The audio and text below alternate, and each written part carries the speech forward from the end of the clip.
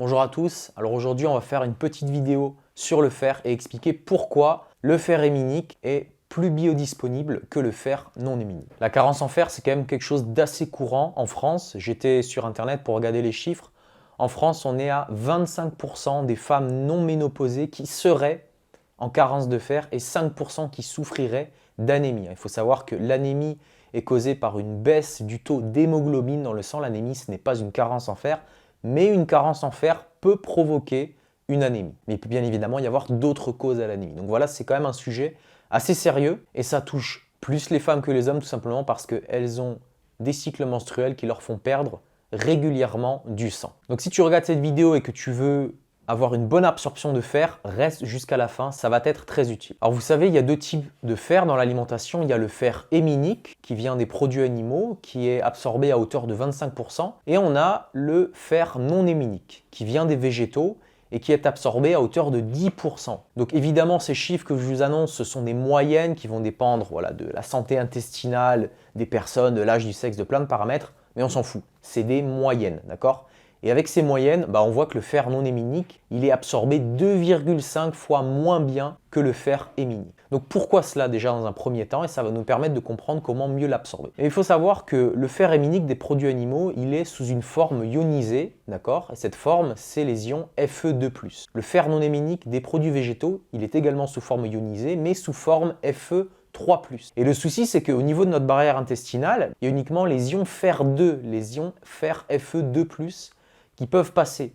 Donc quand vous ingérez du fer non héminique qui provient des végétaux, ce fer sous cette forme-là, il ne peut pas traverser votre barrière intestinale. Il doit subir ce qu'on appelle une oxydation, donc il va gagner un électron sur sa couche externe, et donc cette oxydation, c'est une opération qui va demander des ressources, qui va demander une activité enzymatique supplémentaire, donc on va avoir un facteur limitant qui va être cette activité enzymatique, et c'est la raison pour laquelle il est conseillé à tous les végétariens et tous les véganes.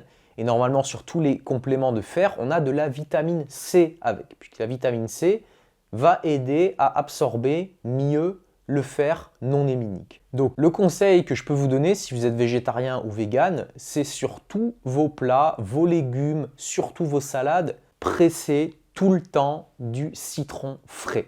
Ne le faites pas chauffer, pressez tout le temps du citron, vous allez avoir une bonne dose de vitamine C et ça va vous aider à absorber mieux le fer. Maintenant, il ne faut pas rêver, d'accord? Même avec cette méthode, on n'atteindra jamais l'efficacité du fer héminique. Donc, mon deuxième conseil et mon meilleur conseil pour la santé, évidemment, c'est de ne pas être végétarien ou végétalien. En tout cas, si vous le faites pour des raisons éthiques pour les animaux, ça ne me regarde pas. Ok, pas de souci. Mais si vous le faites pour des raisons de santé, c'est entièrement faux. On a plein d'exemples, comme la vitamine C, la vitamine D par exemple. Mais là, on a le fer et très clairement établi que c'est beaucoup plus efficace de consommer des produits animaux. Je vais vous faire afficher une petite liste avec les apports de quelques produits phares qui vous permettent facilement de couvrir vos besoins. Bon, au niveau des besoins journaliers en fer, c'est quand même très variable d'un pays à l'autre. Là, par exemple, si je prends les recommandations suisses, pour des adultes, on est entre 12 et 15 mg de fer par jour, sachant que pour les femmes enceintes, on peut monter jusqu'à 30 mg par jour. Et les femmes qui allaitent, pareil, c'est le même ordre de grandeur, 20-25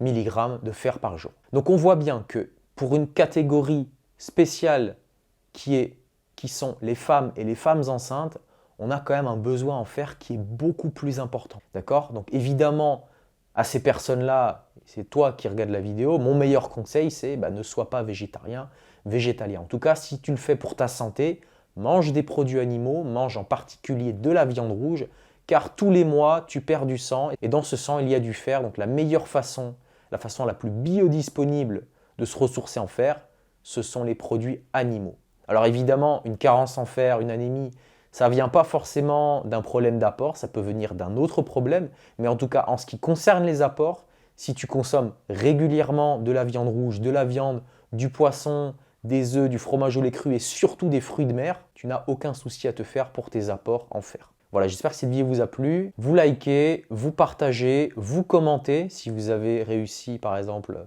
à remonter une anémie, ça va sûrement intéresser les gens qui vont regarder cette vidéo. Et je vous dis à plus sur Vitali TV. Allez, ciao!